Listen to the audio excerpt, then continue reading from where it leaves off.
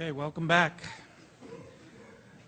Our speaker this morning, Mr. Dennis Bowersox, is an author, an entrepreneur, and the founder of the Great American Movement. He started the movement to share his ideas on how to fix our government and cure our economy and rally others to alter the way America thinks and our government functions. Dennis is a lifelong student of history, government, and economics and uses this knowledge to inspire others to create positive change. He is the author of Our Government is Killing Us, which introduces his detailed plan to resurrect our nation's economic greatness and invites others to join him in his crusade. He is also the author of a book on creating personal financial prosperity entitled Financial Intervention, Creating Money for Life. He holds his bachelor degree in sociology, psychology, and education from Western Michigan University and a master's degree in counseling from Central Michigan University. He has taught psychology, business, and leadership and consulted with many companies on organizational systems development. He has started 6 profitable businesses and been successful in many ventures because he's open to taking risk to implement his ideas. He sees the big picture and can quickly analyze and develop plans to make positive changes in organizations. And he's going to share some of his insights with you this morning. Please welcome Mr. Dennis Bowersox.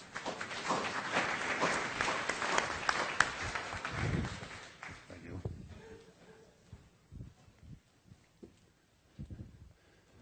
Good morning. Everybody stand up and clap 5 times and sit down, please.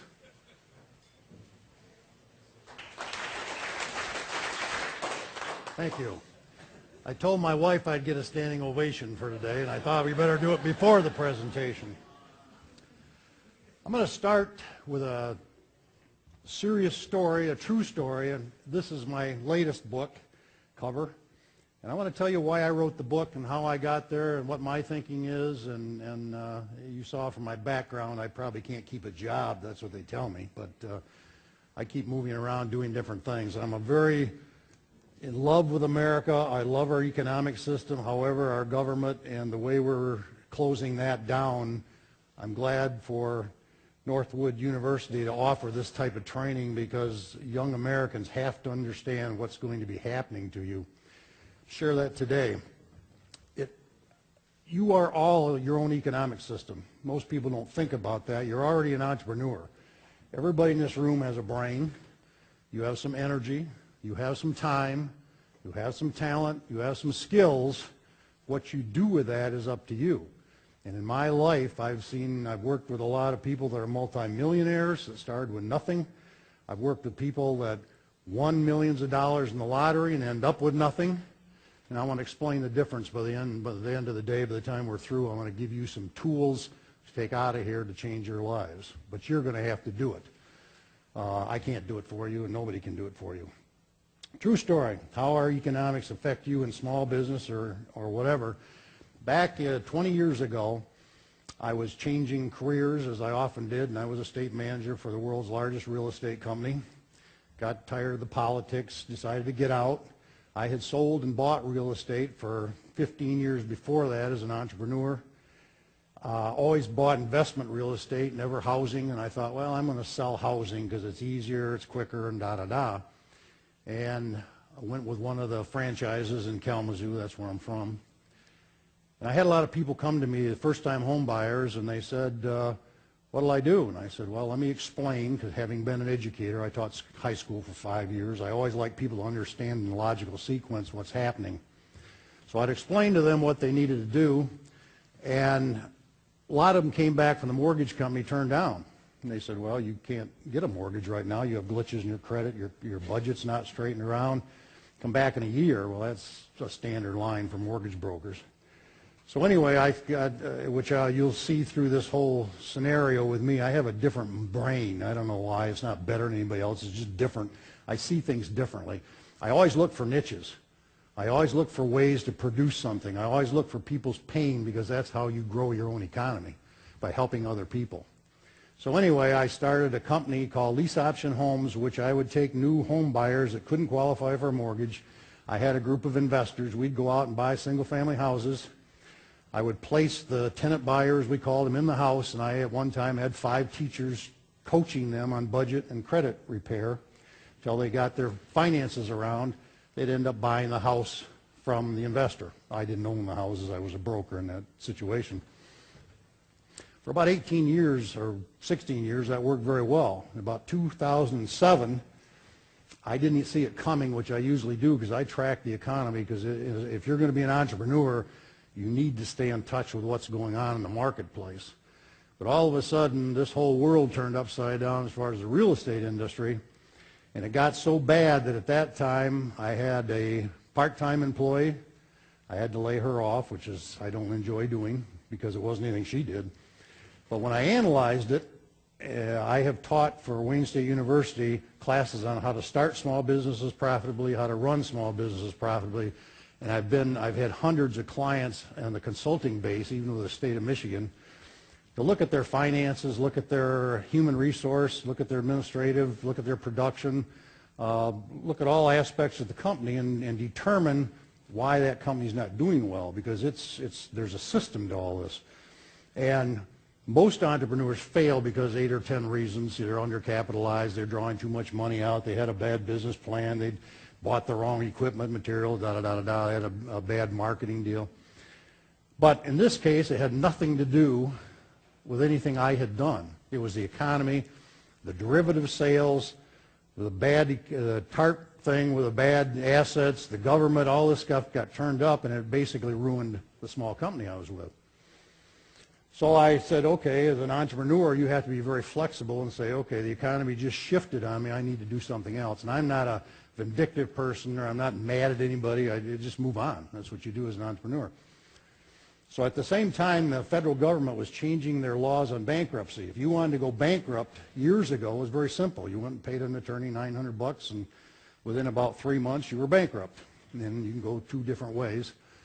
Well, the big banks lobbied the government to change that because they were losing a lot of money because people were walking away from their debt. So the bankruptcy laws changed, so the federal government came out and they said, in order to go bankrupt now, you need 2 classes. You have to take a consumer credit up front, you go through the bankruptcy process, and then you have to take a debtor education course at the back end. Well, all my counseling with people on credit and budget and all that stuff all those years, I said, I can perform both of those duties very simply, and I wrote a manual. Got approved by the federal government to do the bankruptcy. And all of a sudden I started getting enlightened about how our government doesn't always play fair. You hear about small business, and if you go into small business, you're going to see unlevel playing fields at times. You're going to see different restrictions at times and rules and regulations that don't fit what you need to do or want to do to be profitable and help other people in business. And so anyway, I found out that the problem was that I got approved for that, and then I found the unlevel playing field. And I have nothing against nonprofits. They serve a purpose, and that's fantastic. But what I got cheated on, if you will, is that the federal government set out a rule that if you wanted to do the front class for bankruptcy, you had to be a nonprofit. Well, I was not a nonprofit. I was for a private corporation. So I was allowed to do the back end, but what that meant as far as marketing and sales, if you went to go bankrupt and you had to take 2 classes, if I could sell you both classes with a discount, you were going to stick with me, and that's where the nonprofits won most of that. So the government already issued a little bit of a execution for for-profit corporations at the time. The second thing I found out was that I was approved to do bankruptcy training over the phone. And they wanted to get into the internet, and to me that was the wise way to go, because how many people want to sit in a class with 30 other people going bankrupt? You don't even want to admit that. And yet over the phone, they had to be on the phone with us for over 2 hours to complete the course. So the government came out and said, we're going to have some companies have the capability of training you over the internet, so people can do it at their leisure, they can do it at midnight or whatever. And the problem was, here again, the unlevel playing field, the government. I'm giving you very tiny examples because I was a tiny company. And that is that in order to do that, you had to be encrypted a special way that the government demanded and required for you to be approved to do it through the internet. So I called my computer guy, and he looked at what they wanted to do. gave him the name of the person at the government, on the government level that handled this, and he did his research, called them. He called me back almost laughing. I said, what are you laughing at? He said, this is almost funny. The federal government's requiring you to have this encrypted program. There isn't a computer software or a computer yet in existence that can even do this. They want you to do something you can't do.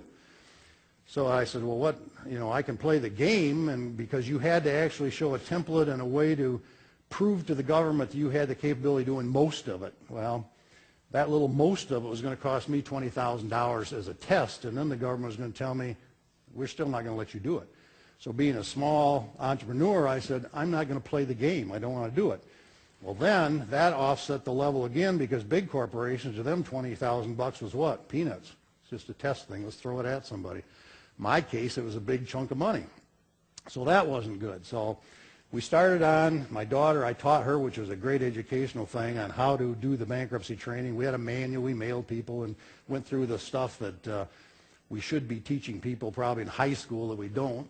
I'm a real nut on financial literacy that we do a terrible job in this country on. So she got the training, did the thing. We did it for about a year, and it was almost a break even. We weren't making any money at it and so on. The economy got a little worse. The other company just about was done. And the worst day of my life is to sit down with my 30-year-old daughter, look her in the eye and say, Blair, you got to find a job. I can't pay you anymore. That really hurts.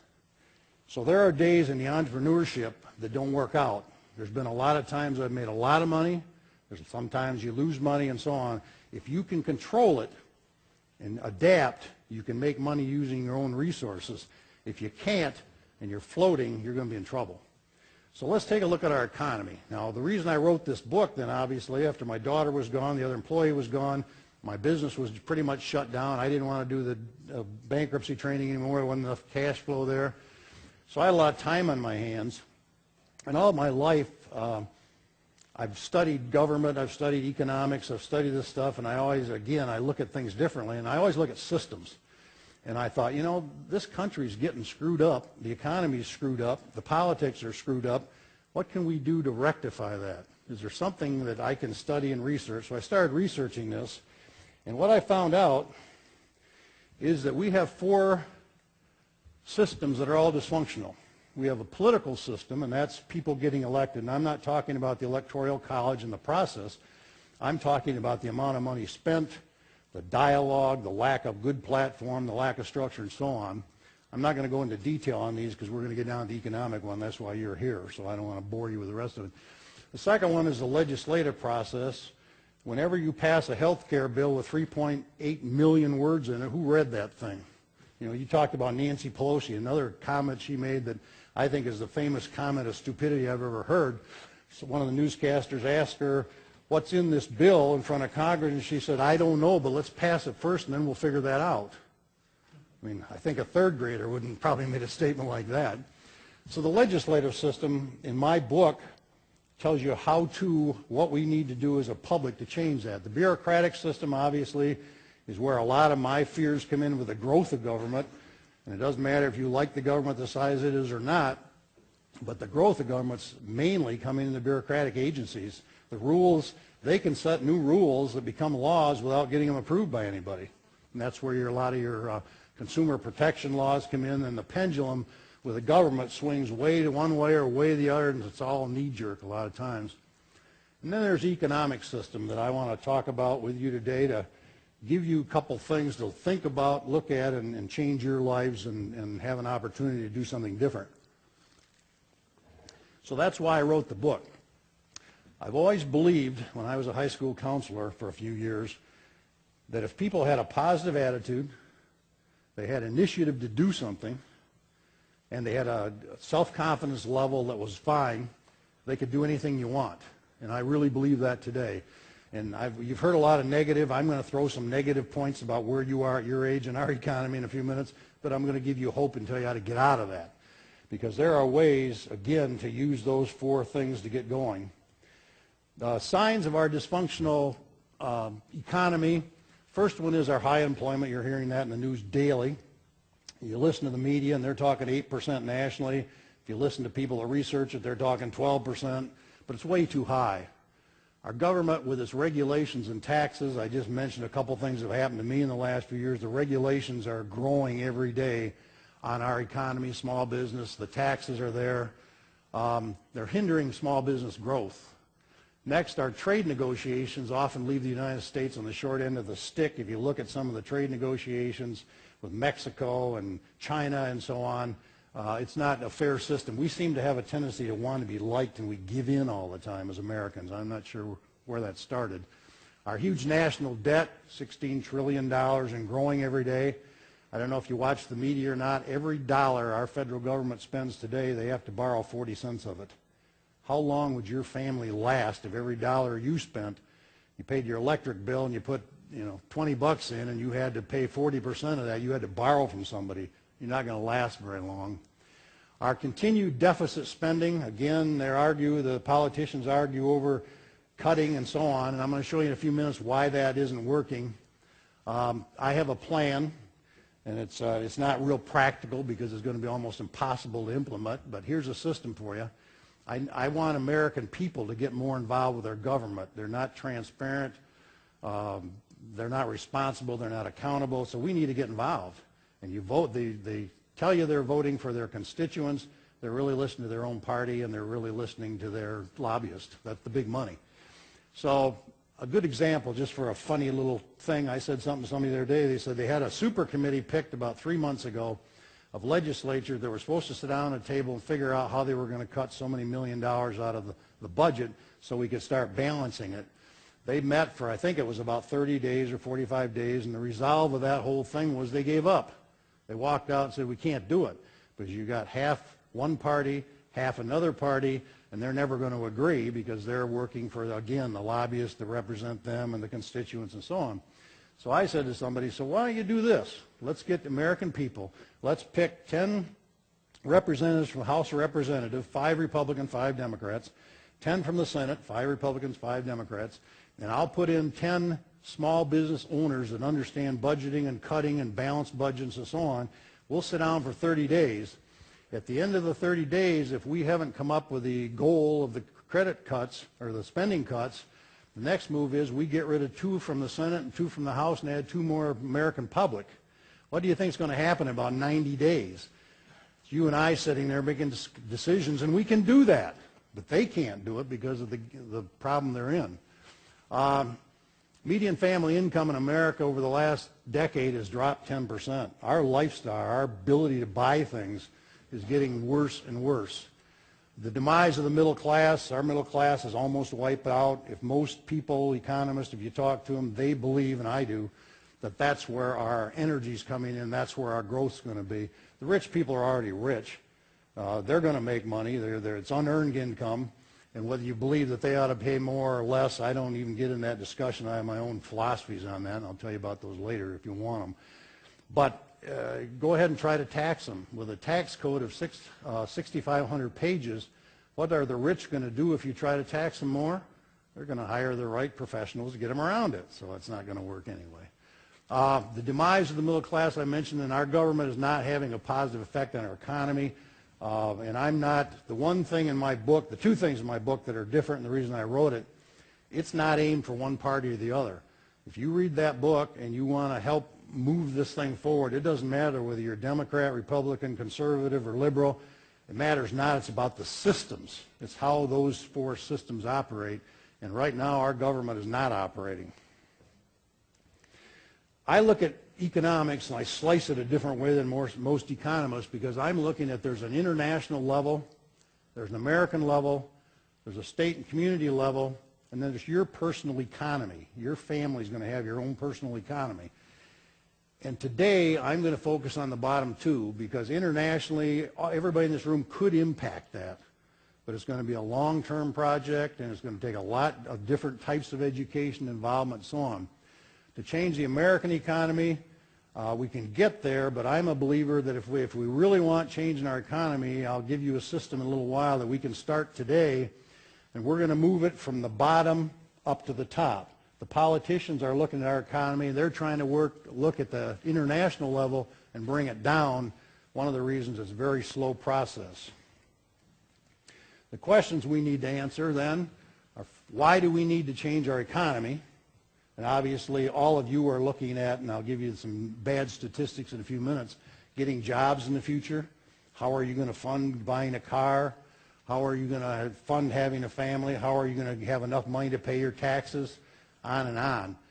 Secondly, let me give you a quick example of that one. One of the things that's in my first book I wrote, I give a lot of examples of what people can do running their own self as a business and what you need to do and make decisions. And again, you don't have this in high school. You don't get this education. How many of you, if I gave you a test right now, said, when you get out of college, you're going to go out and buy a new car, which is if you get a job. That's the biggest thing you want to do. How many of you have a way that you're only going to pay debt on your first car and have the cars for the rest of your life and never pay another bit of debt on them? If I gave you a test, raise your hand if you could pass it. Okay, good. Let me tell you how to do it. How long will a car last? Forgetting the ego, and you got to have the BMW, and you got to have a new one every 2 years. How long will a car last if you drive it? Will it last 10 years?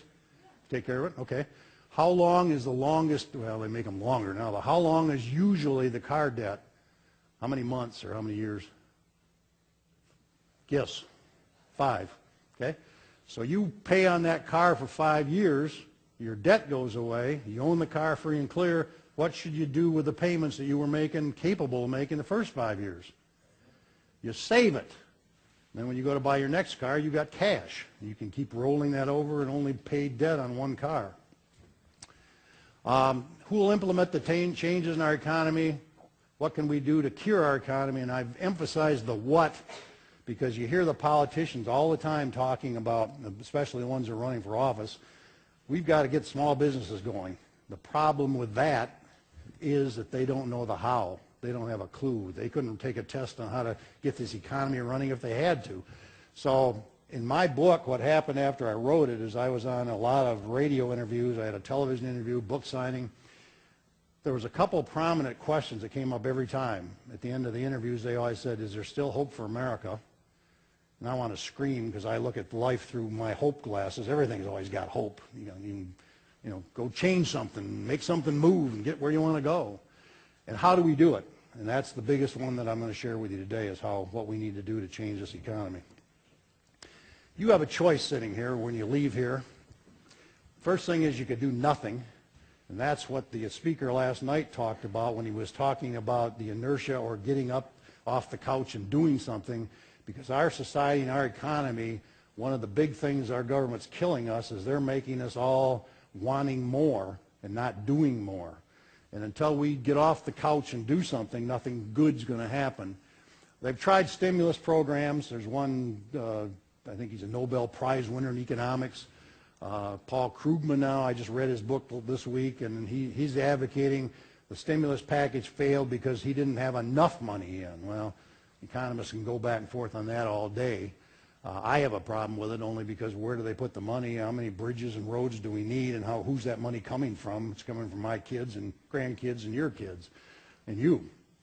They argue over taxing the rich, and again, I mentioned the problem with that. Talk more about spending cuts and debt elimination. That's all they're talking about. To me, they have to raise revenue for part of it. It can't all come from taxes, or it can come from a very fantastic growing economy. There will be more tax dollars available to do some of that stuff, and part of that has to be done by plan. My whole goal is to get enough American people involved, we can get results. America can't afford to wait for our government. I think this economy is probably going to last. The prediction of even the economists are probably 2 to 3 to 5 years. I think it's going to be longer than that because our government, again, because of the system they're in, can't get out of that system. It's not going to change. They don't want to change because the way they do their job, and the speech this morning, I loved it because he said, what's their job? And I have a tainted slant on that. To me, every time I vote and every time I pay taxes, our representatives in the national level work for me. They work for you. Who created their jobs? They did. How would you love to have a job that the person said, come to work when you want, don't show up for meetings if you don't want to, set your own salary, set your own benefits, and you can, and if some other competitor comes over, meaning the lobbyist, to give you a bucket of money that's against the constituents or against what we're trying to do here, that's okay. I mean, that's an unrealistic job. So we have to change the jobs. So they don't want that to change because the earmarks, The pork that you hear about, that's their system. They can't change because the other thing, there's no test when you become a congressperson in initiative and innovation. They're not paid to do that. They're not paid to think. They're paid to react. And they react to their party first. They react to the lobbyists second. They react to us as constituents and taxpayers third. And we're way down on the third level. So they can't. They don't have the ideas to do this. And fourth, they won't, because if they abuse their lobbyists again and so on, they're out of office. They lose their jobs. And it's interesting now watching Congress, because the thing I'm seeing is we're becoming so extreme on both ends, the conservative liberal, there's no common ground anymore, so we're not going to see a lot of positive things come out of our government for a long time. I wrote the book. I had a lot of interviews, and when we got down to the question of who's going to do this and how are we going to do it, I said, well, I have ideas. I didn't write the book for me to raise my hand, but everybody said, well, you know more about anybody else. Why don't you look at this? So I started a great American movement just in the infancy. It's just starting.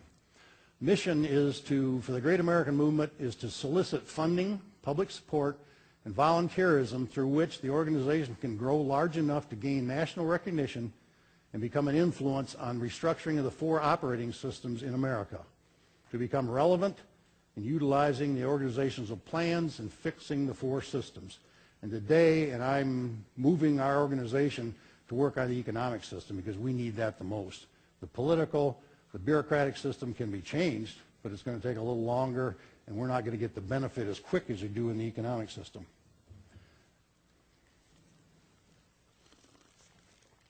I talked about the international and the national level economics. I'm just going to give you some quick hints about what we have to change in Congress to get our economy on that level back. Then we're going to leave that and go into your economy and the local one. Congress must pass and stay within a frugal budget. Our government must support small business growth and development. Congress must create and implement a solid debt reduction plan. Congress needs to change some restrictive SEC or Security Exchange Commission laws for private lenders. I'll give you an example there. If you're a small business owner, you go out of college, can't find a job for a while, and you say, you know, I do have some talents, I do have some skills, I have some knowledge, there's some things I can sell, there's a way for me to make money. I'm going to start a little company, a little DBA for $10 down at your county clerk and say, here we go, we're in business. Your Uncle Harry dies. He has an office building or a small retail building. It's free and clear. You inherit that. You have no debt on it. So you think, boy, in order for me to start this business, I need $100,000. You do a business plan, and in order to get the research, the marketing, the equipment you need, you got to borrow $100,000. The building's worth $200,000. You say, this is easy. You as an entrepreneur go into your local commercial bank. What do you think they're going to say? Psst, we don't like small business people. They're not going to say that. That's the truth. You can't borrow money to start a small business unless you have an awful lot of assets. So you say, well, that didn't work. Let me call my relatives and my friends, see if they'll loan me $100,000. So you get on the phone, make a lot of calls, and everybody says, I don't have any money. We're broke. I'm not going to loan. It's too high risk. I'm not going to do that. So you start, you say, well, I'll do a mailer, or I'll do a postcard, or I'll make some cold calls. If you do that, you just broke a law. The SEC says you can't contact anybody that's not a friend or relative or business acquaintance to borrow money because you're going to use a mortgage and a note as security on that building against the law. So you say, all right, so you have coffee shops and get introduced and you meet somebody that you didn't know before and you kind of explain to them what you're not really supposed to do either, what you're doing. And the person says, I'm pretty well off. He says, I'll loan you money if I can have first position on that building you've got. And he said, but I'm not going to loan you all $100,000. I'll loan you $70,000. You'd say, well, I'll just start. So then he says, I tell you what, I've got another person you don't know, but he has a lot of money or she has a lot of money, and they're going to probably loan you the other $30,000. Say, okay. So then you call that person and sit down and have coffee and explain what you're doing. They say, yeah, it looks like a great idea. We'll loan you the $30,000. You just broke the law again because you can't commingle funds. If you need $100,000 and you can't borrow $100,000 from the same source, you just broke the Securities Exchange Commission rules again. So it's not very good for small business with where we're at now. And Bernie Madoff didn't help any of us because he was using a Ponzi scheme deal, which Social Security is, in my thinking. But anyway, our government has to stop supporting and helping big business and big banks, Again, it's not a level playing field. Congress should research and restructure the elimination of the Federal Reserve System. That system was set up years ago basically to control inflation. And I don't know if it should be gotten rid of. Ron Paul thinks it should. I have some mixed feelings, but it's not doing much for us right now, and we're spending a lot of money, and they're playing with the monetary policy and the interest rates. And I'm kind of a free market capitalist and said, let the thing run. So we've got to look at that. And then our government should find new revenue sources and possibly, I'm not opposed to increasing taxes as long as it's fair and consistent, as long as we know what they're doing to the money. I don't want them taking my tax money and wasting it like they do now. Anybody know what George Bush, who we're still paying for his phone bills, did you see that in the paper the other day? Somebody guess what we paid last year for George Bush, and I'm not, again, saying this from a political point of view.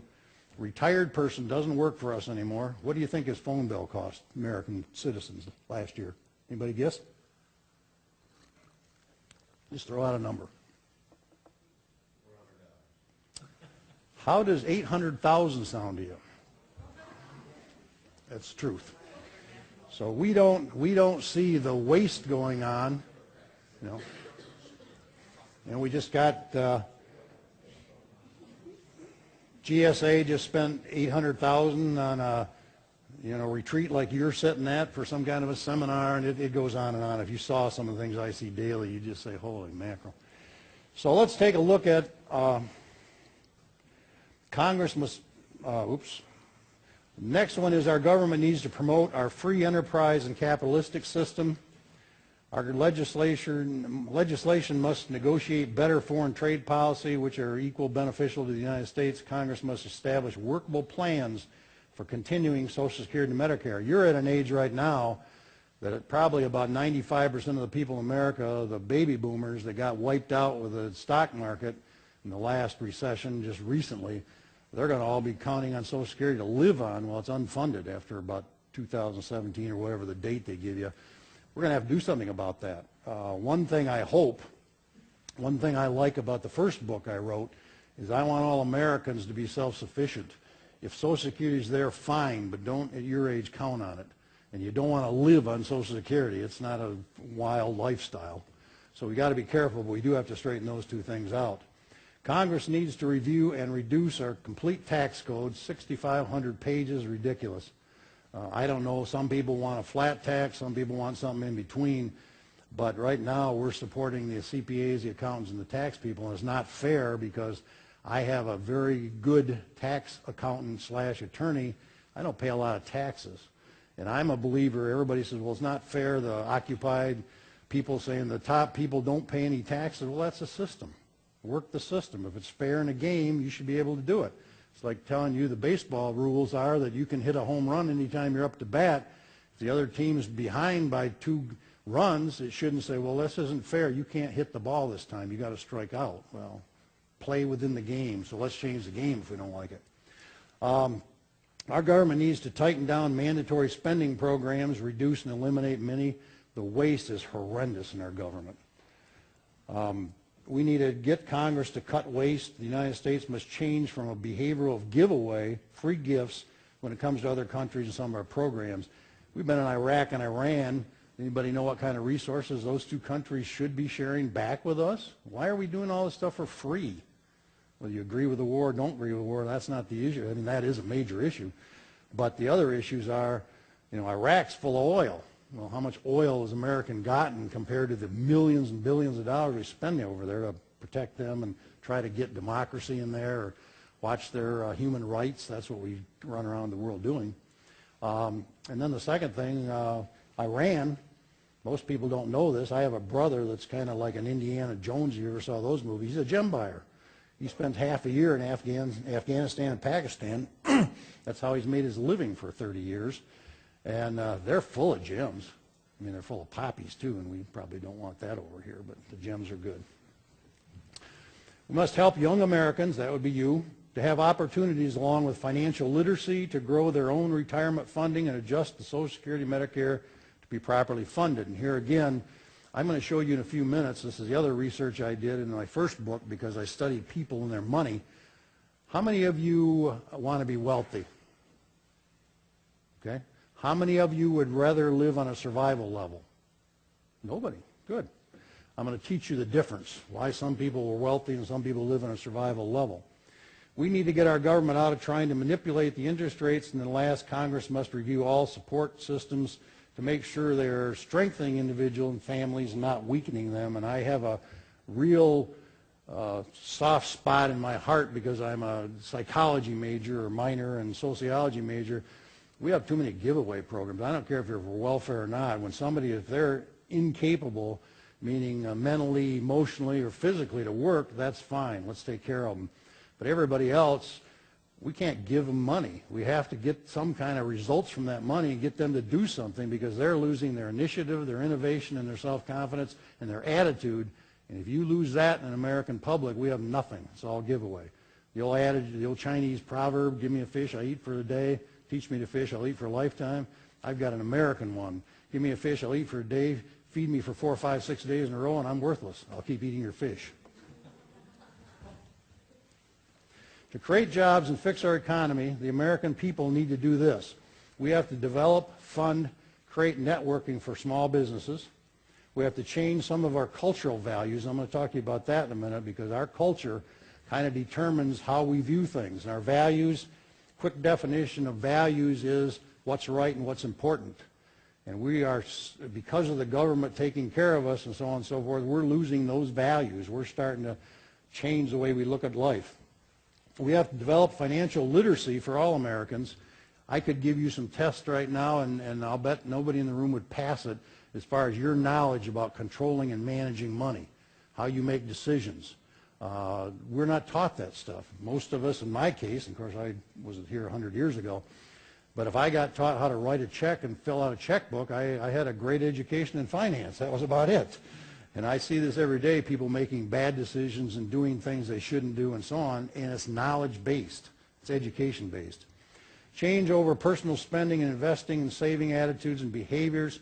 In America, and I blame a big chunk of this on the credit cards. Before the credit cards came out, your parents, well, probably not your parents, probably your grandparents couldn't buy something. If they wanted to buy a shovel, unless they had cash, they couldn't buy it, except for probably a mortgage on a house, and then the car debt came in. And all of a sudden, that plastic opened up the world for all of us to create impulse buying and immediate gratification. I want the new iPad. I'm going to buy it today. Well, it's going to be $800, but so what? I'll put it on my credit card. Guess what most people pay for an iPad when they put it on their credit card? Not $800, probably $2,400, probably 3 times that because they don't pay it off every month. So it just costs you a lot of money. And saving that interest difference, in 2006, I believe it was, just before I wrote my first book, I did studies on saving in America. Guess what? That year, we spent 104% of what we made. Americans not only don't save, they spend more than they make. They put it on debt, put it on credit. And that's very costly for you and your family because every time you write that check for debt for interest payments, you're losing opportunity to use that money to invest it and do something else with it. I'll show you systems that you could take your house payment. Most people don't think this with a 30-year mortgage, and there's a formula that I have that you can actually pay your house off in about 7.5 years. Now you have to pay extra, obviously, but you got to move your debts down. Some of the gurus call it the snowball effect. I call it the stacking effect. You take, if you've got a car payment, a house payment, 2 credit cards, and a personal loan from a credit union, there's a method and a financial formula to pay those off in order. Pretty soon you'll be debt-free. If you're debt-free, for the average American that looks at the house payment, they're paying $500 or $600 or $700 or more in interest every month. They're paying $200 or $300 in a car payment, and again, that's stretched over the 5 years. So all of that money you could save, invest, or go to Hawaii on. If you're money management oriented, you know exactly where you want that money to come from and go to, not where somebody else tells you to put it. The new TGAM economic model, and this is a different model than you've heard because it doesn't include the government. And I'm not talking about a radical, get the stones or the guns out kind of thing. I've come up with a system, and I'll give you a chance to believe it or don't believe it. We don't need the government's involvement. We don't have to wait for them. We can just move on without them. It doesn't need big business. It doesn't even need banks. Can be started immediately. Can solve our community and family economic. Remember we talked about the community economics and then your family economics on those levels. We'll create a more stable and growing economy. We'll provide jobs and investment opportunities for middle class. This is a trouble that you're going to run into right here, because if you go out, do a good job, work, save money, and all of a sudden you got $10,000 in the bank, and you walked into a financial planner because you don't have the time to study stocks, bonds, mutual funds, hedge funds, on and on. You say, I'm going to find somebody that can do this for me. Guess what the higher level of financial planners that will work with you, guess what you have to have in cash in the bank before they'll work with you? Go ahead. 100 grand are the lower level ones, yeah. Most of it's $250,000. If you don't have $250,000 in the bank, I'm not talking to you. Well, that's nice. You know, I'll do my own. I'll do my own planning. Yeah, good luck with that. Small business is based on small business development funding networking centers, and this is where I have a lot of experience from the standpoint I taught how to start and run small businesses. I mentioned that. I saw a lot of difference. The problem in America is 50% of small businesses fail in the first 5 years. Why do they fail? Let's take a look at McDonald's. How many people this week have gone by a McDonald's that's been boarded up? Why? Because when you buy a McDonald's, you're paying for their operating system, their marketing system, their location picking system, their screening, their employment systems. So they have about a 2% or a 3% failure rate is all. My contention is, because I've seen this, if we want to work on doing the same thing for small businesses, they can be as successful. But people need to be developed, funded, networked in these centers. There's 4 groups to my plan that I need, and this is what part of the movement's all about. The first one are volunteers. And what I mean by that is I watched the news a few months ago, and what happened in Libya, what happened in Egypt. Swarms of people changed their government and their economy. I don't like the way they did it. In America, we don't have to do it that way. But we need swarms of people to get out the word that we have a different system. The second thing is you need philanthropists or foundations, because what I've structured basically is a center in each community. This is probably done in county-wide level, especially if you have a municipality the size of, well, in my case, I come from Kalamazoo, it's about 100,000. Total area is probably 250,000.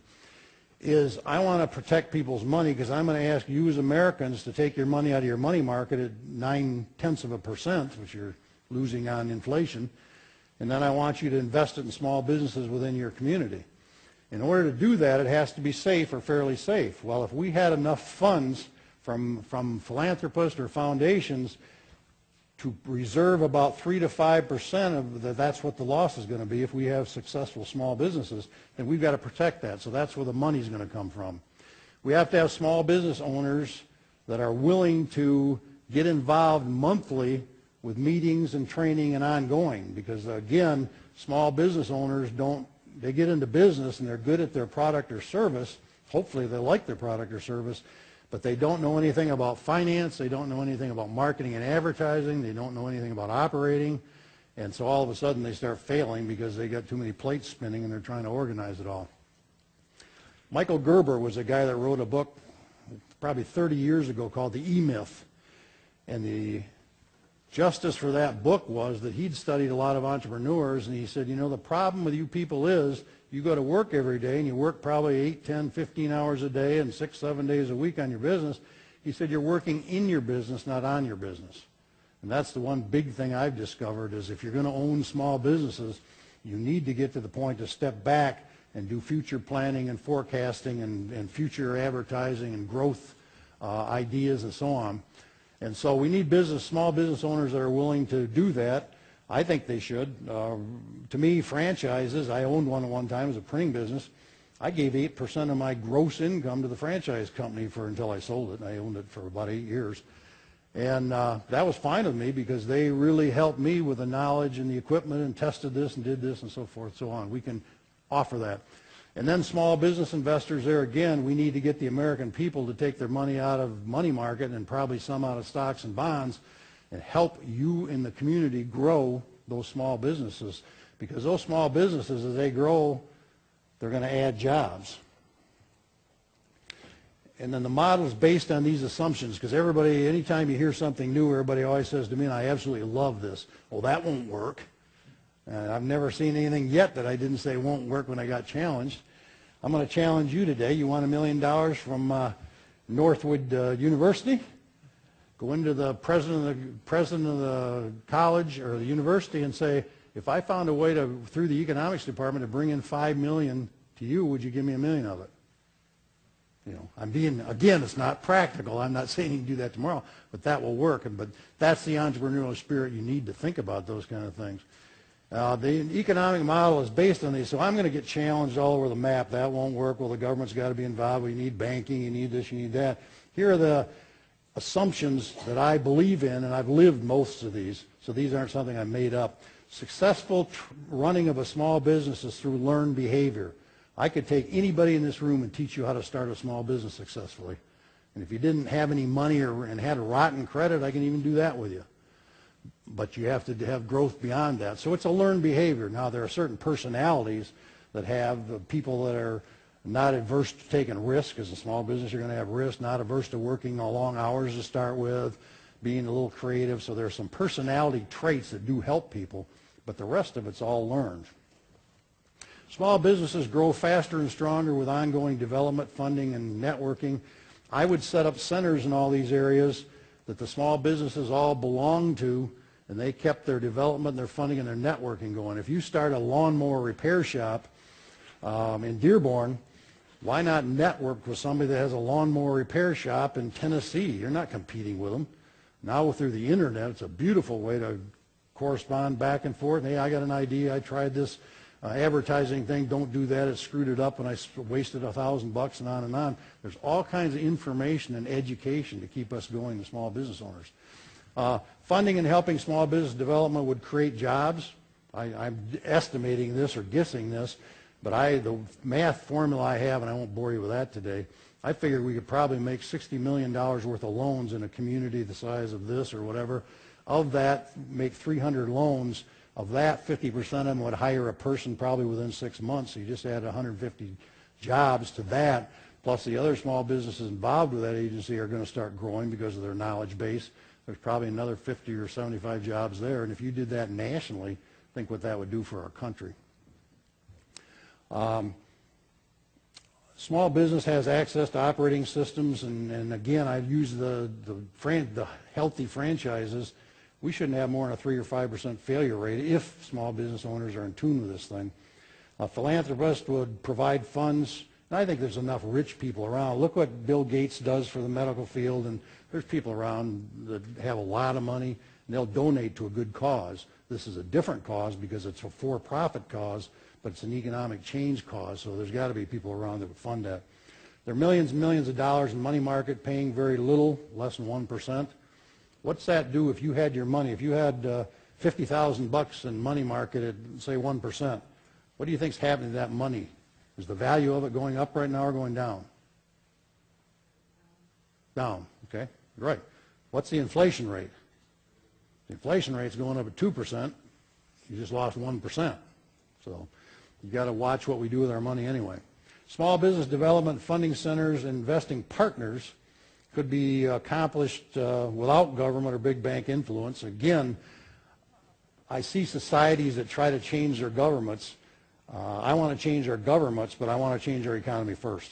We got this thing going and got people involved. That's the same system we're going to use to change the other 3 systems that I advocate we need changing. Families can retire well on 7% interest. The problem with Americans, again, they don't save, they don't invest. They wait until they're 55 and say, I want to retire in 10 years. Where am I going to get the money? Well, most of them live on Social Security, as I mentioned. But if you had 7% interest for 40 years at your age, I'll give you an example. I think I did the math, if I remember right. If you, and you probably don't have it today because you're a college student, but you get out of here and get a job, take $263, put it in an investment for 7% interest. Don't get greedy and want 12 or 18 because that's where people take high risk and lose money. You do that for, I think it's 40 years, you got $1 million sitting there. So again, if you work the math, because you have an advantage over people my age, I didn't understand this stuff when I was your age, and I wish I would have. But there's all kinds of ways for you to develop whatever kind of money you want and system you want, but you have to plan and think about it. Healthy small businesses can afford a 10% interest rate, and that's just something I've seen and calculated out. Here are the cultural changes, because this isn't going to be easy. It's not going to be easy because the people investing in your small companies are going to be very reticent about taking risk and on, because that's what the media tells us. Enough Americans are enthusiastic to force change. That's how we're going to get anything done. Again, look at Egypt and Libya. The masses of people, and I had somebody say the other day, the swarm of people made that country change. Now, again, I'm not advocating we do it radically or violently. I don't believe in that. But there's ways if we get enough people, and the same thing with the politicians. What's stronger than lobbyists millions of dollars? There's one thing stronger that American people can fight without any money. Anybody think of what that is? Votes. The big thing that'll condition and steer our Congress people is your vote. But you can't call them yourself and say, I'm not going to vote for you if you don't vote for that bill or if you don't do this. But if you got 100,000 of you calling them, pretty soon they're going to get worried. Attitudes and behaviors to want to buy locally. We've all been inundated to the point where we want to buy what? Cheap. Walmarts. Man, they're popping up all over the place. We want to buy cheap. We got to start looking back at, and what happened in this country that I thought was very sad was years ago that you went into the local hardware store and you said, I want to buy a lawnmower. I don't know anything about it, and I understand there's some different amenities of these things. Can you explain it to me? And they'd take a half hour and say, well, this one does this one does that. And all of a sudden, we'd go in, get their advice, and what would we do? We wouldn't buy the lawnmower from them. We'd go across the street to Walmart or Myers and buy the same lawnmower for, less money. We've all gotten in a frame of let's buy cheap. Well, what's that? So it's partly our own fault that we're in this economic problem kind of deal. So we got to start buying locally. And again, don't overpay, but if small businesses were growing and profitable, they wouldn't have to raise their prices to offset some of the things. You got things going on in America. You talked about big companies. Dundee has a Cabela's store. I don't know if any of you hunt or fish. Those stores in America, I read a book called Free Lunch, and I can't remember the author's name a while back. And what I found out was when those big stores go in, number one, the land is almost given to them because the municipality is tricked into thinking if we bring this store in, we're going to bring in millions of customers, we're going to bring a lot of money in here, and on and on and on. So they give them the land. Well, how's that fair to the little sporting guy down the street that sells fishing rods and guns? They just put him out of business. Then the other thing they do in Michigan, what's our sales tax? Anybody? 6%. Cabela's can collect that for, I think it's like up to 2 years and never pay it to the state. How would you like to add 6% to your bottom line for a couple of years? So not a fair system. Low-income people, or stop creating personal debt. I'm a real advocate of this. The big banks are allowed to abuse us. You get a credit card for 0 interest. 6 months later, it goes to 9.9. Then the Bank of America will call you and say, boy, you're a credit risk. You got too much debt. We're going to charge you 24.99. So it's just, you got to stay away from that kind of debt. Low-income people can be helped to believe that there is hope and change what they're doing because most low-income people are waiting for the government to help them. And with this system, with small business promotion and growth, we can use those people for employees and get them out of there and give them hope and someday let them own the repair shop. People need an attitude of taking some kind of investment risk. Business owners more open to get involved in development networking. Small business loans need to have restrictive guidelines. Our commercial banks are very conservative. They don't loan businesses a lot of money. You got to have a lot of assets. You got to have a very clean, squeaky clean thing. They're not venture capitalists, which will take 25% of your investment to loan you money. They will take more risk. But the other thing they do is I bought a franchise one time years ago, a printing franchise.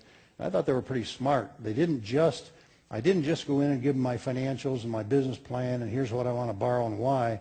They actually required us to show them that we had the cash in the bank to survive for 6 months because they knew that printing business wasn't going to start showing profit for about 3, and they didn't want me sucking money out of there to buy bread for the kids and destroy the business. So commercial banks don't think that way, but they need to. So there's some other restrictions.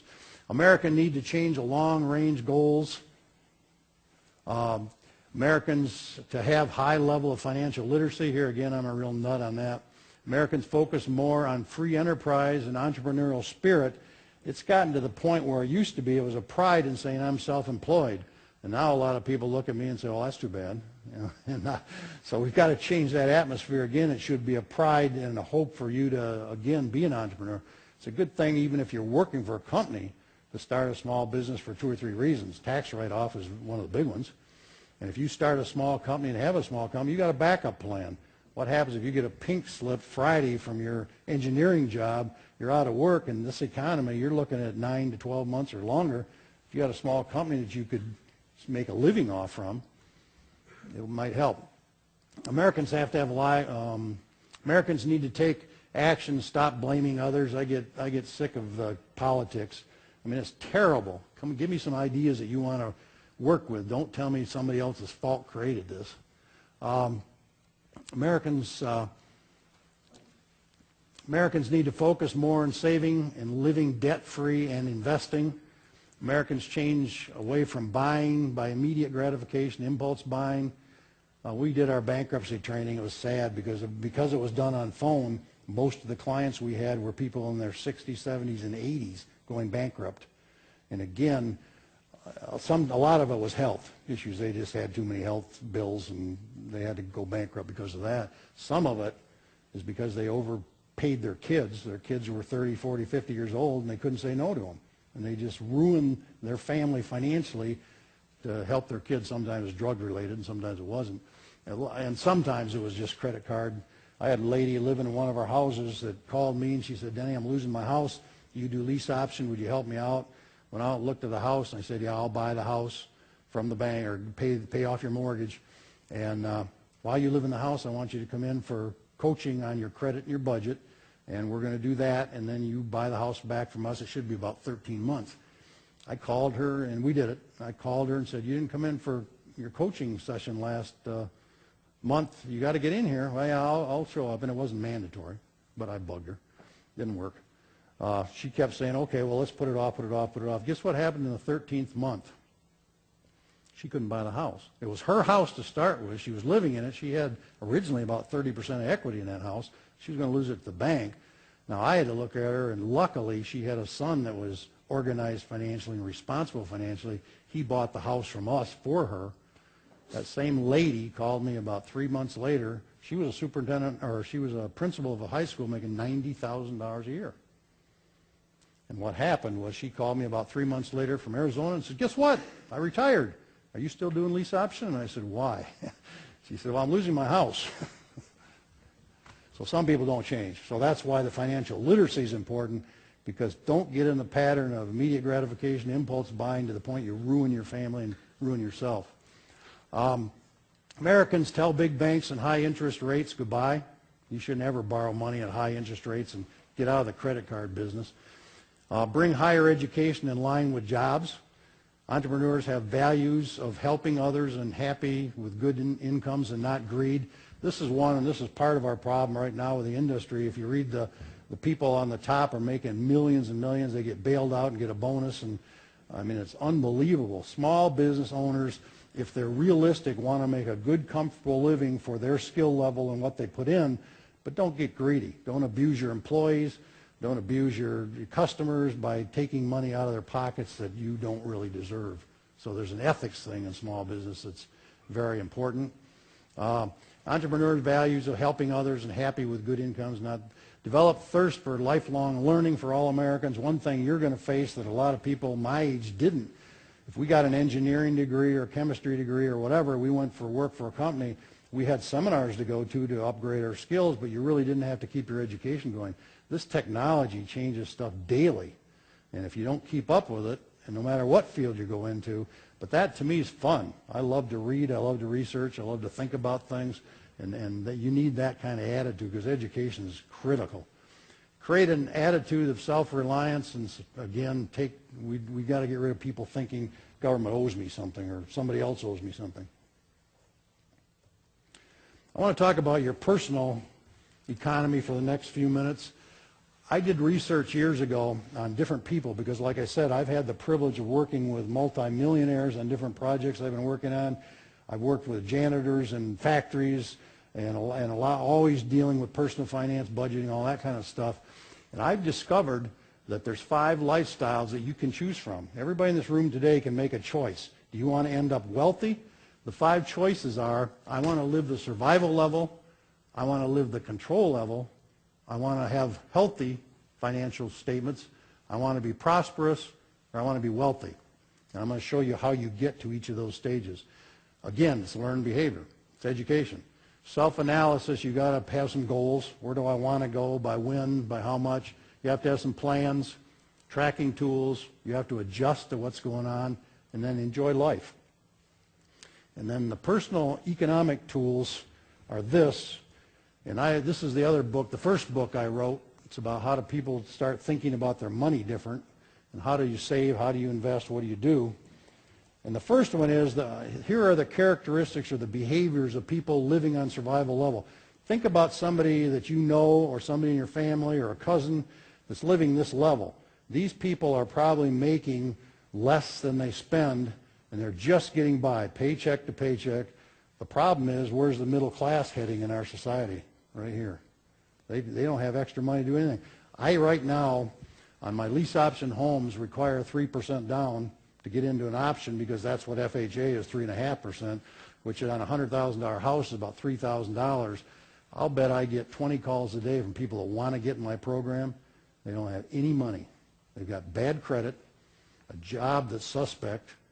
They haven't saved anything in their lives. And the worst case scenario is all the people are gone foreclosed on. These are the ones that really get me. They haven't made a house payment or a rent payment in most cases about 9 to 10 months. So what? There's $600, $800 a month coming in. And the first question I say, well, if we could get you in a house tomorrow, how much cash do you have in the bank to put down on an option? Well, I can come up with $500. Where did your money go? So anyway, different thought process. So survival level, you got to avoid using credit, obviously. And the good news is, or bad news is, survival level people don't get real deep in debt. Why? Nobody will loan them money. They don't have enough assets. They don't have enough income. They can't borrow anymore. They grow away from the impulse and immediate gratification spending. I had a lady the other day that told me, I said, why don't you have any money? And we said, oh, we do a budget thing. And I said, according to this, you should have $400 a month extra going into your bank account. And if you sneak out $50 and go to a show or whatever you buy with it's fine. Where's your money? She says, well, I can't go buy garage sales. And I went to her house, and it's stacks of stuff. Holy. Next, we got to clean up your credit report. All of you should be aware of that. I don't think it's a fair system. I used to pull credit reports on people we put in our houses. I've looked at thousands of them, and I've never seen one yet that's accurate. And sometimes it's a minor thing, and maybe their birthday's off by a little bit, or this is off or that off. Sometimes it's major. Sometimes you got your dad's bad credit because you're Bill Smith Jr. and Bill Smith Sr., your dad was out messing around. I had one guy one time going to buy the house. We worked on his credit, and I looked at it, and all of a sudden he had a ding on his credit because he didn't pay some bill. And I said, I thought we agreed you were going to pay your bills on time. He said, yeah, we did. What the heck is this? And he said, oh, I co-signed to my mother. She screwed up my credit. And that's motherly love. You have to balance your expenses, your debts, and your income. You have to pay bills on time. Critical. Don't miss anything by 30 days. If you had a 750 credit score right now, which 850 is the top, and you missed one payment by 31 days, your score drops to about 720, and it's going to take you about 3.5 years to get back up to where you were. So don't mess around with paying things late. Start to save a little bit. People on survival level, there's not a lot of extra discretionary dollars around, but they need to get in the habit of saving. Stop giving money away. Yeah, the research shows that low-income people in poverty are famous for wanting to help other people, and they just give hundreds of dollars out to their relatives, their friends, everything. And so people in that level have to stop doing that. If you move up a notch, you say, okay, we're not living survival level. I want to get in the control level. This is where the education, I think, needs to come in for high school kids. You have to continue to do the previously listed stuff, But in addition to that, you have to set up a budget. Nobody wants to set up a budget. This is ugly, this is not fun, da-da-da-da-da. But you have to know how much money is coming in and when, and predicted, how much money is going out and when, so it's not offset. Implement a budget tracking system, because a budget doesn't do you any good. One of the things I used to see when I was a small business consultant is all of them had a bookkeeper. They may have a CPA, an accountant, a tax planner, whatever. They all got 3 financial documents. They all got a cash flow projection thing. They got a balance sheet and a profit and loss statement. And 90% of those people, I'd go in and say, well, let me look at your recent financials. They'd get to the bottom drawer of their desk, and this thing blow the dust off it. They hadn't even opened it, because they thought business financials were for tax tracking purposes only. I said, no, you need to make decisions based on this stuff. I got to teach you to read it. They couldn't read it, so I had to teach them to read it. Establish a set-aside account. Here's some trick I'm going to tell you that I've never seen any other author talk about. Your money, surprisingly enough, and this is a sad part of it, I guess, until you have a lot of extra income, your money is pretty much allocated your light bill, your rent, or your house bill, your car bill, your insurance. But people don't think out here. When I was managing a large pharmaceutical company, we had to do forecasts and predictions and so on. And I go into a lot of times in training and I say, how many of you have been to Hawaii? Well, let me ask you, how many of you have been to Hawaii? Wow, good. How many of you that have not been there would like to go there? Okay, quite a few. Okay, I'm going to predict that you can get there. How do you get there? You can't, don't use your plastic. We're done doing that, remember? Okay. How are you going to get there? You're going to spend $5,000 for a fantastic Hawaiian trip. It's going to take you 5 years to accumulate it at $83 a month. That's without interest. So the set-aside account is set up for you to predict, here's what I want. It's the fun stuff, all kinds of travel and whatever you like to do. You want to buy a boat, you want to buy a second home. It also has to cover your anticipated expenses. All of you came here in some kind of vehicle today. How long are your tires going to last? Some of you, hopefully, by 1 o'clock today, and other people are going to be a long time, but you have to spend $500 or $400, $500, $600 for tires. If you do a set-aside account, you know I have to set aside $23 a month to have those tires. When you first do this, you hate it, because you say, where's my money all going? But there again, it'll adapt to you start doing that and controlling, because you have to have control to manage your money. You have to have new means of income. They start looking for not just their pay. If their pay is not good enough to support the lifestyle they want to get to, you can do a side business. You can help other people out. You can trade for stuff so you don't cover it in expenses. There's ways to go back to the old barter system. If you have skills, if you mow a lawn and the neighbor's got something, equipment or something you need or want, you've got a chainsaw you need, mow his lawn, trade. There's all kinds of different things you can do. You have to control your debt and your expenses, obviously. You can't just let them go wild. You have to track your spending, and you have to get a better comparison for shopping. Most people that are living the control lifestyle or survival aren't very good shoppers. Again, they just buy it because it looks good, and they don't get on the internet and check quality. They don't check prices, and on and on. Get better at, no, I mentioned that, shopping.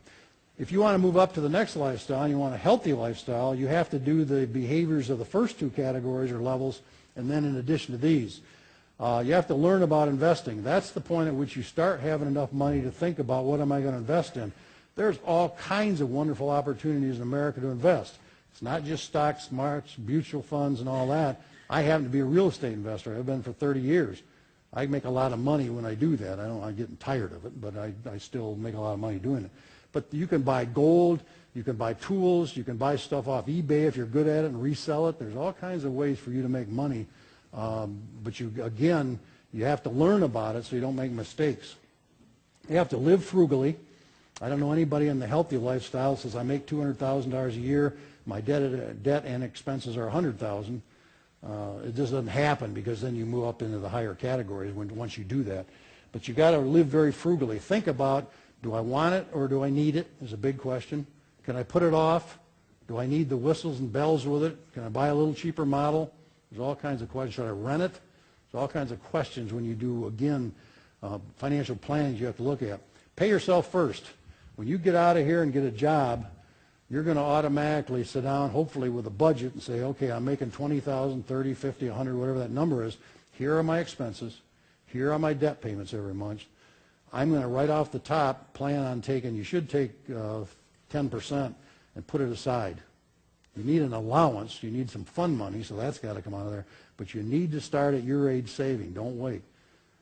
Japanese were famous years ago, I don't know what it is now, but they used to save 15% of their gross income. Americans, like I said, if they save 1 or 2%, we're ahead of the crowd. Usually we break even or go negative every year. Write your financial goals. You have to sit down with a plan and manage your money on a written thing that you look at. Calculate your net worth. Your net worth is the difference between your assets, which are what you own and control, and your debt. So your net worth, and the banks look at this all the time. They want a healthy net worth. That's one of the tracking things I put in my book, just because every year your net worth ought to be doing this. I see people that buy stuff that's depreciating and their net worth does like this, and you don't want to do that because you're not getting where you want to go. Understand the use of a balance sheet, profit and loss statement, cash flow system. I mentioned that before. That's in your business classes. Use it in your personal life. You're running yourself like a business. How much cash am I going to have this month? The electric bill or the heat bill goes up $50, higher than I anticipated. Where's that money coming from? Well, I'm not going to pay my landlord this month. Don't do that because I hate that when people do that to me. So you got to figure out where that money's coming from. If you have extra that month, what are you going to do with it? Continuous, your set-aside account planning. So again, you're controlling your future needs and wants. Work a debt elimination plan. Get out of debt as fast as you can. Start increasing your savings and investing. Review your insurance needs and costs. Insurance will eat you alive, but you need it. So figure out what level you need. Do you need $1 million life insurance if you're a single person and have a cat? Probably not. So you got to figure out what you need. And then plan and work your total income allocation. There again, if you sit down and plan this out, it'll shock you.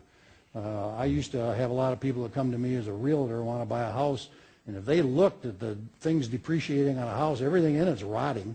I mean, that's a terrible way to look at it from a realtor. How long is your roof going to last? 20, 22 years? How long is your refrigerator going to last? 7 to 10 years? How long is that going to last? Well, if you do a set-aside account based on that, it'll shock you. But again, and we're not there now in Michigan, but when we were in the good days, as a matter of fact, national statistic on house appreciation was 8%. Well, you bought a $100,000 house, a year later it was worth $108,000. That's a fantastic investment savings program because you didn't put the 100 in. You only put 3% in. So you got a whopping return. The problem with Americans, immediate gratification, I want it now. So what'd they do? Every 2 years they'd refinance their house, pull the equity out, pay off the credit cards. 2 years later, where were they? Credit cards are filled up again. So it's a cycle. If they would have stayed in that house about 4.5 or 5 years, they could have went from a $100,000 house to a $200,000 or $300,000 house for the same payment because they used their equity here to do that. When they retired with a free and clear house, they sold it for, if the inflation or if the appreciation goes back, and it will someday, goes back up, you got $500,000 sitting there. What are you going to do with it? Well, that should be part of your planning. And the good news is the tax people did us a favor with that because up to $250,000 in the house sale or $500,000, if you're a couple, you don't pay any taxes on it. Next thing is you have to work or start increasing your savings, investing, review your insurance needs, and then plan your work, your total allocation. Once you move up to prosperity level, this is where it starts getting fun.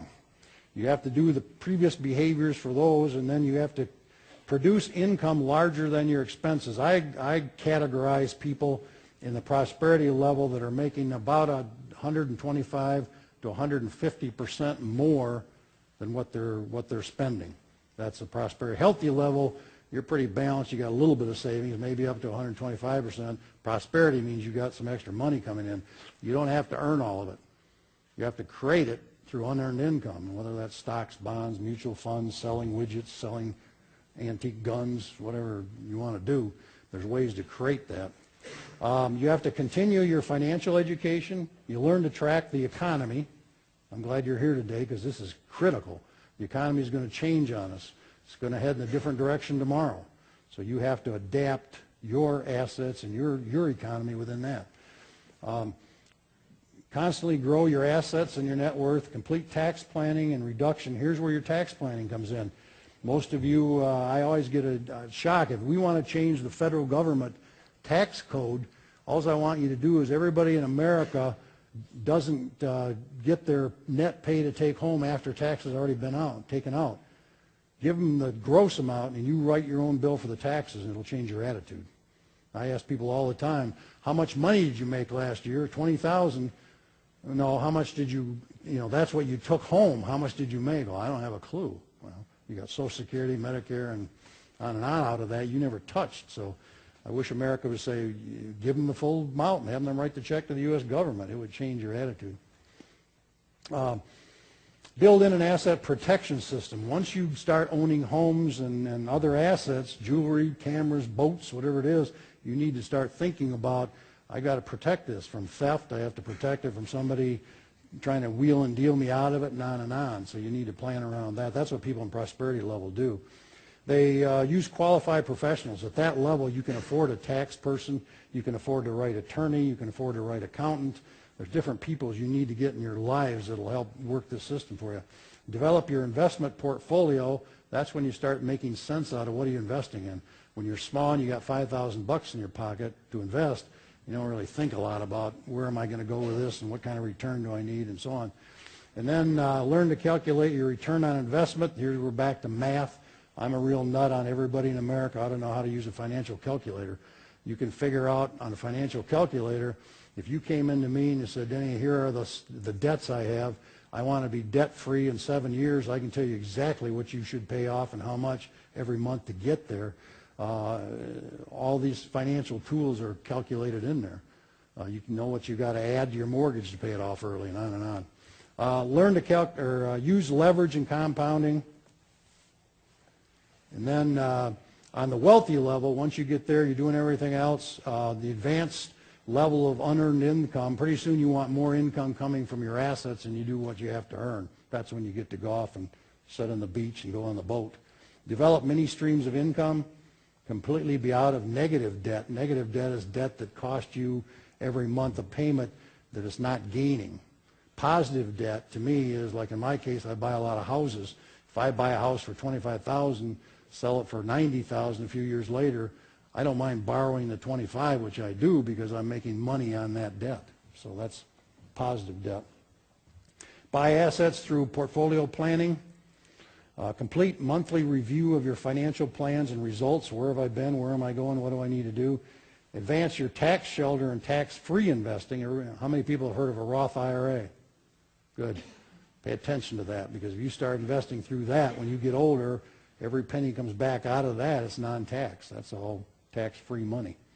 Balance your income needs and cut out life insurance. And again, don't do that if there's things going on in your life where you need life insurance. But I've saw people that thought life insurance was a great investment. It's a terrible investment. But take care of your family first and yourself and life insurance. But if you get up so you're making huge amounts of money, you don't necessarily need it. Check it out. Share some of your wealth with others. I believe in giving back, paying forward and giving back. Complete your estate plans, and then help your heirs. Here's a big one that wealthy people have to deal with, is how am I going to give these people, my kids, my money without them blowing it? Because a lot of times they do. So you got to do planning around that, asset transfer. So good. That's about how to get rich.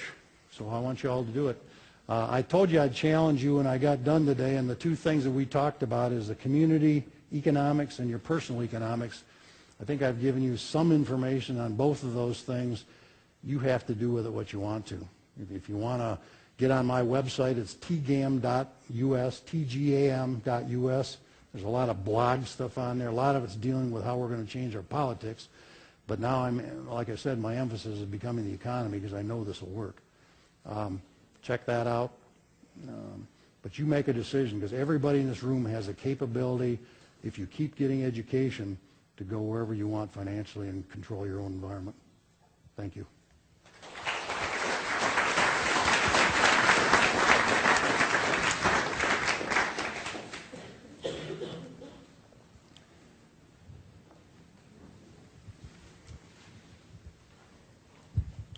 Obviously, you're in the real estate industry.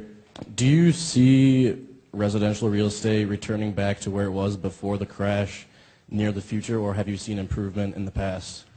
It depends. It's pocketed. Real estate, you read about the national statistics are here. I can buy you a house in Detroit right now for $500. Long term, it's going to come back. I think it depends on where you are. If you're in Midland area, that's a good economy. That's going to come back. If you're in Flint, Saginaw, it's going to be a lot slower. I don't think it's going down anymore. So again, but you can buy real estate for different reasons. I buy it for cash flow. I don't buy, I never have, and I used to put doctors in multi-million-dollar office buildings. I never predicted gain in value because a lot of realtors will tell you, boy, this thing goes up 10%, you're going to be, and I don't believe in that, but you can force it. Sometimes you can force it. You buy a house and it needs fixing up. The beauty right now is you can buy houses cheap. I mean, I'm buying houses in Kalamazoo that I could have bought for $125,000 a year ago, or 3 years ago, that I'm buying for $25,000 right now. Same neighborhood, same house, same condition.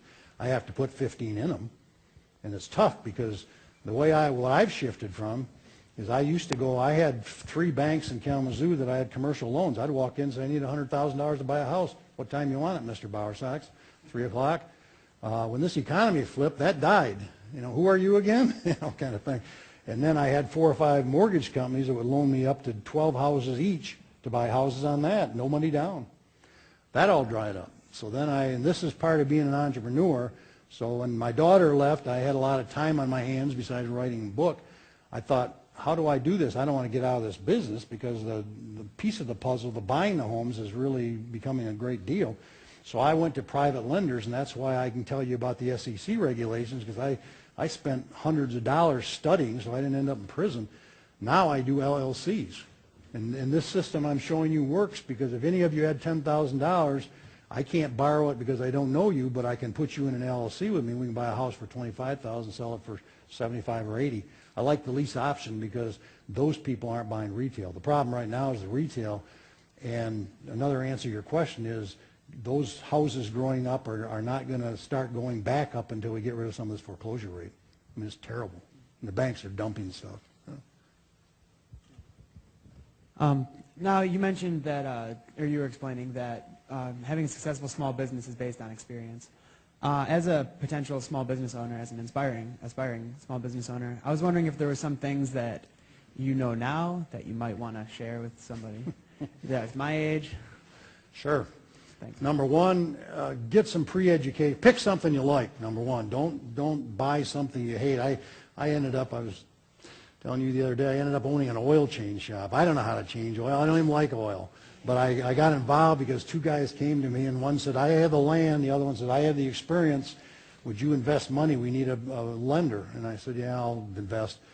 Well, they got into a tinkle contest within about 6 months. I hate that stuff. And I said, what are you doing? You know, we can either all gain or we can all lose. And like an idiot, I sat down with the 2 of them, and I said, I'll make you a deal. I said, I want one of you to buy me out, or both of you to buy me out, or I'll buy you both out. Guess what happened? They both stood up and said, write the check. I said, what do I do? I own an oil change.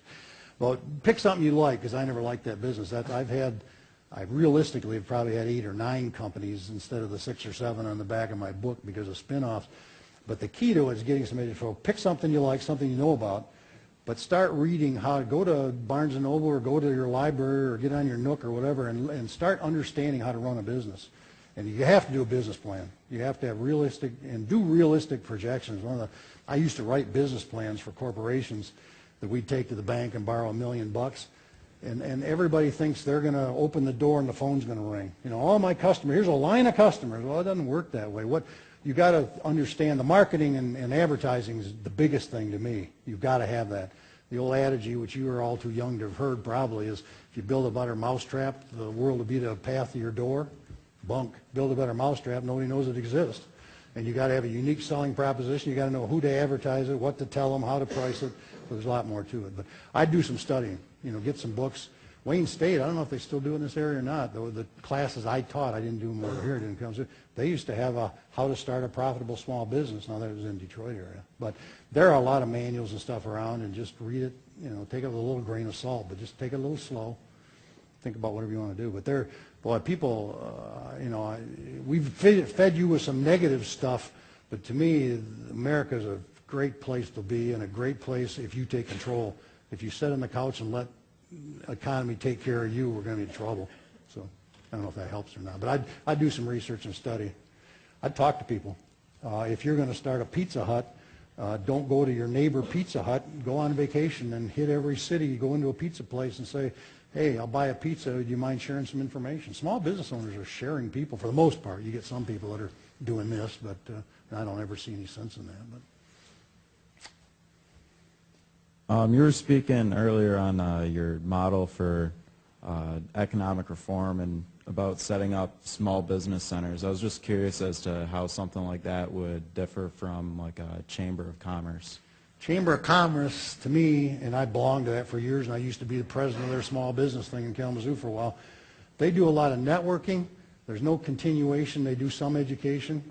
I want to have a format that says everybody that comes through this door in these education centers has to learn about marketing and advertising. We're also going to network them so they have ideas on what's working in other parts of the country, and they have to know about human resources, and it's more of a logical sequence. The chamber just offers seminars. And the other problem, and I shouldn't say this, but I'm going to, with a chamber, have you ever heard of SCORE? It's a I can't remember the acronym for retired senior executive retirement, whatever. It's a great thing. They'll help you with a business plan. There's another place to go as chamber to get started on that. The problem I had with them is I lived in the streets. I started companies with nothing, and I had to dig my way up. SCORE was full of upjohn executives that were vice president. I'm sitting there in one of these meetings, and I had to bite my tongue because he's saying, well, you're a small business owner. He said, what we used to do at Upjohn's is we'd do a focus group, then we'd do an A/B mailing to test this, and we'd do this. And I'm just thinking, this guy you're talking to's got $5,000 in his bank account, and you're going to spend $100,000 for him. It isn't going to work. So the only thing with the chamber, again, is, and they've gotten and become very political. They're one of the largest lobbyist groups around. They're a great thing, but they're not going to take it to the detail and give you the whole picture as much as I think these centers need to do. So, and they don't do any funding. That's the big connection with this to me.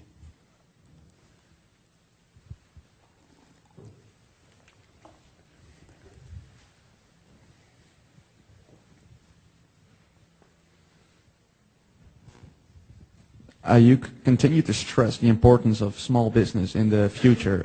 What are your opinions on importing and exporting, and how should that be changed?